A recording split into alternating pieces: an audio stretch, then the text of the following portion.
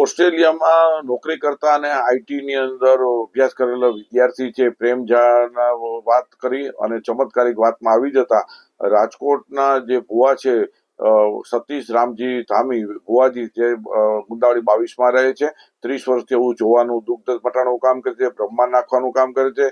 આ ભુવો છે મૂળ કેટરસનો ધંધો કરતો હતો અને અગાઉ પણ એની સામે ફરિયાદ હતી તેવી અમારી પાસે પણ પૂરતી માહિતી હતી. ખાસ કરીને શિક્ષિત પરિવાર છે એની પાસે દીકરા પાસે માતા પિતા પાસેથી સોનું 5-5 લાખ રૂપિયા આંગળીયા મારફત પણ પડાવેલ છે.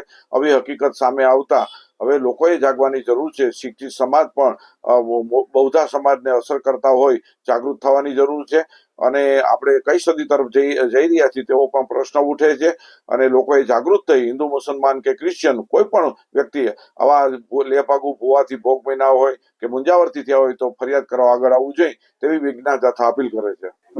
કુલ 28 લાખ રૂપિયાની છેતરપિંડી હકીકત સામે આવી છે. સોનાની હકીકત હજી જાણમાં નથી આવેલી, પરંતુ મોટી લાખો રૂપિયાની રકમ છે શિક્ષિત સમાજ પાસે કરેલ છે. ધંધો બેરોજગાર જેવી પરિસ્થિતિમાં નિર્માણ કરી દીધું છે. એટલે આવા ભુવાઓ છે ખાસ કરીને આર્થિક અને શોષણનું જ કામ કરતા હોય એવું વિજ્ઞાન દાતા સ્પષ્ટપણે માને છે.